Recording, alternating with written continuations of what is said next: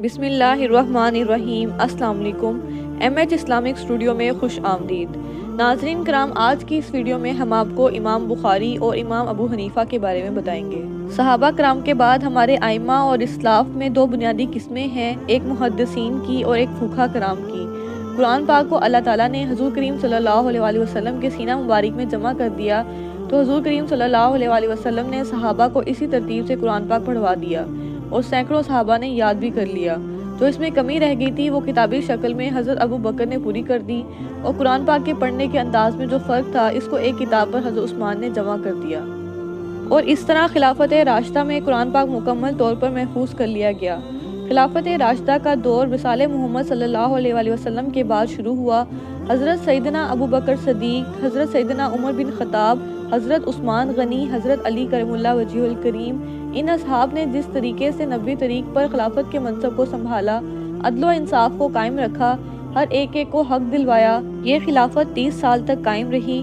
آج تو یہ خلافت نظر نہیں آتی، لیکن جب امام مہدی رضی اللہ عنہ آئیں گے تو وہ بھی نبوی طریق پر خلافت کے منصب کو سنبھالیں گے۔ خلافت راشدہ میں قرآن پاک مکمل طور پر محفوظ ہو گیا۔ اس کے بعد حضور کریم صلی اللہ علیہ وسلم کے اقوال مبارک کو جمع کرنے کا کام شروع ہوا۔ صحابہ کرام جو آپ صلی اللہ علیہ وسلم کے ساتھ تھے وہ وقت کے ساتھ ساتھ بکھر گئے، کوئی صحابی کوفہ چلے گئے، کوئی دمشق چلے گئے۔ اب ان صحابہ کرام سے احادیث جمع کرنے کا کام، اور پھر ان احادیث کی جانچ پڑتال کرنے کا کام، پھر ان احادیث کو مرتب کرنے کا کام محدثین کرام نے کیا۔ محدثین کرام نے اپنی پوری زندگیاں احادیث کو جمع کرنے پھر مرتب کرنے میں گزار دی۔ ایک محدث تھے جن کو ایک حدیث معلوم ہوئی تھی، لیکن ان کو یہ حدیث 3 راویوں سے موصول ہوئی تھی۔ انہیں پتا چلا کہ ایک صحابہ کرام ہیں جو دمشق میں ہیں، ان کے پاس یہ حدیث 2 راویوں کے حوالے سے ہے۔ اب وہ محدث صرف اس حدیث کو سننے کے لیے دمشق کا سفر کرتے ہیں، اور وہاں پہنچ کر کہا، میں نے سنا ہے کہ آپ حضور کریم صلی اللہ علیہ وسلم کی یہ حدیث بیان کرتے ہیں، تو یہ حدیث سنا دیں۔ تو انہوں نے کہا جی ہاں۔ حدیث سنی اور اپنے اونٹ کا رخ موڑ لیا۔ صحابہ کرام نے کہا کہ اترو، ٹھہرو اور قیام کرو، تو انہوں نے کہا میں صرف ایک حدیث رسول سننے آیا ہوں، میں اس سفر میں کوئی اور مقصد جمع نہیں کرنا چاہتا۔ امام ابن ماجہ، امام ترمذی، امام نسائی، امام ابو داؤد، امام بخاری اور امام مسلم، یہ تمام محدثین ہیں، لیکن رئیس المحدثین حضرت امام بخاری کو کہا جاتا ہے۔ ان تمام محدثین نے رسول کریم صلی اللہ علیہ وسلم کے اقوال کو جمع کرنا اور ان کی جانچ پڑتال کرنے کا کام کیا۔ قرآن بھی جمع ہو گیا اور احادیث بھی جمع ہو گئی۔ اب اس سے احکام نکالنے، حدیثوں کو جوڑنے، استدلال کرنے اور قرآن کے ساتھ احادیث کا ربط تلاش کرنے کے لیے جنہوں نے کام کیا، انہیں فقہاء کرام کہتے ہیں۔ فقہاء کرام میں سب سے اوپر حضرت ابو حنیفہ رحمۃ اللہ علیہ امام اعظم کو مانا جاتا ہے۔ پوری دنیا اس بات کی گواہ ہے کہ قانون کی فہم حضرت ابو حنیفہ کو ہے۔ قانون ایک علیحدہ چیز ہے اور اخلاقیات ایک علیحدہ۔ ایک بات کا اخلاقی تقاضا کچھ اور ہے اور قانونی تقاضا کچھ اور۔ جیسے اگر کوئی کسی پر ظلم کرے، اس کا اخلاقی تقاضا یہ ہے کہ اس کو معاف کر دیا جائے، لیکن اگر قانونی تقاضا دیکھیں تو ظلم کرنے والے کو بھی سزا ملنی چاہیے۔ اگر اس کو سزا نہیں ملتی تو ہو سکتا ہے کہ وہ یہ ظلم کسی اور کے ساتھ بھی کرے۔ صحابہ کرام اور انبیاء کرام کے علاوہ پوری دنیا میں کوئی شخص بھی حضرت امام ابو حنیفہ کا قانونی فہم میں مقابلہ نہیں کر سکتا۔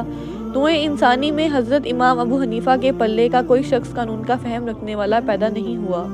تو سید الفقہاء حضرت امام ابو حنیفہ ہیں اور سید المحدثین امام بخاری رحمۃ اللہ علیہ ہیں۔ امام ابو حنیفہ کی طرف یہ بات منسوب ہے کہ وہ یہ فرماتے ہیں کہ الایمان قول، یعنی ایمان ہے صرف قول کا، عمل اس میں زیر بحث نہیں آتا۔ ولا یزید ولا ینقص، وہ ایمان نہ گھٹتا ہے نہ بڑھتا ہے۔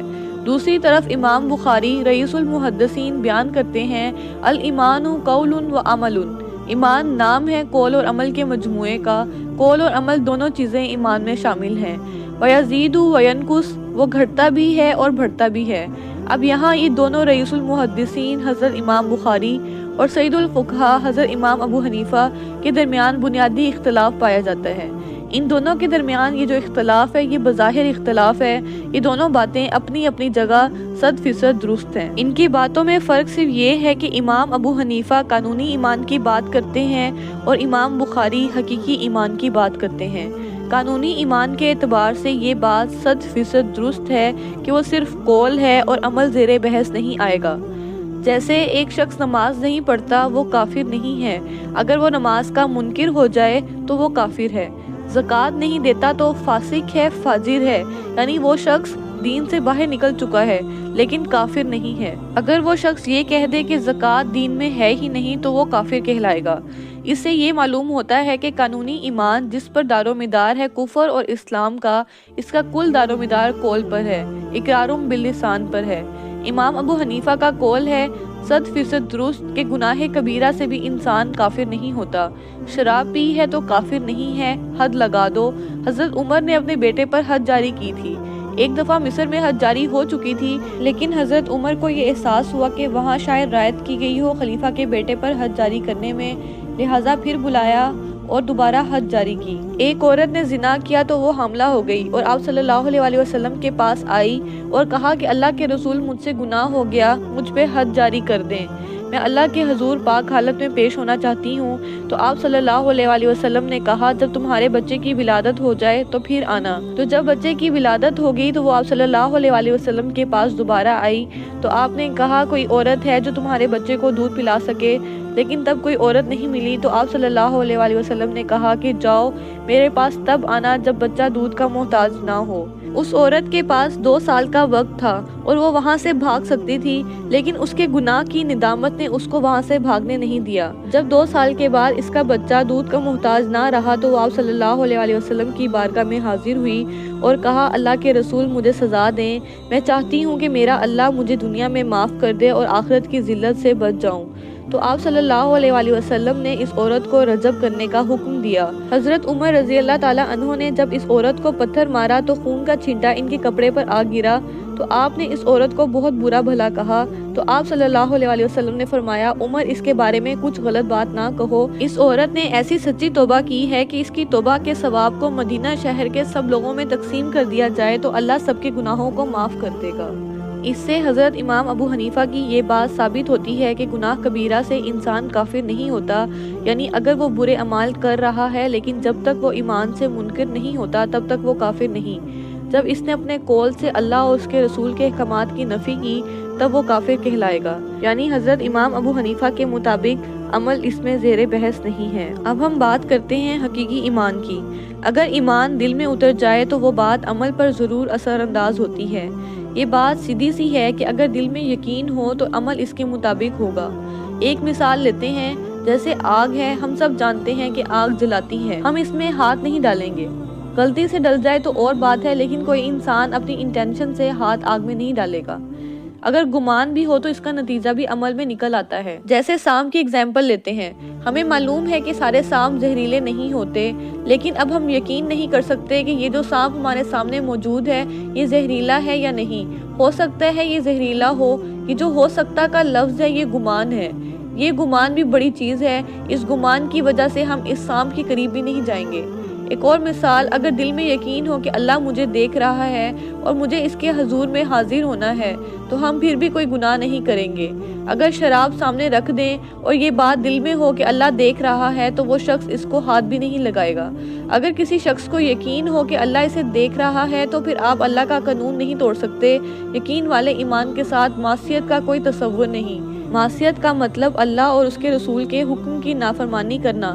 قانونی ایمان کے ساتھ معصیت کے ڈھیر لگ سکتے ہیں، لیکن حقیقی ایمان میں معصیت کا کوئی تصور نہیں۔ اے ایمان کے دعوے دارو، کیوں کہتے ہو جو کرتے نہیں ہو؟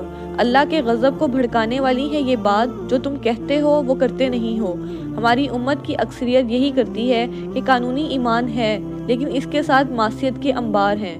اگر حقیقی ایمان ہو تو معصیت کا وجود نہیں ہو سکتا۔ ناظرین کرام، یہ تھی آج کی ہماری ویڈیو۔ اگر آپ کو اچھی لگی ہو تو اس کو لائک کریں، شیئر کریں، کمنٹ کریں۔ ہمارے چینل MH اسلامک اسٹوڈیو کو سبسکرائب کریں، بیل آئیکن پریس کر دیں تاکہ ہر آنے والی ویڈیو کا نوٹیفیکیشن آپ کو ملتا رہے۔ Thank you.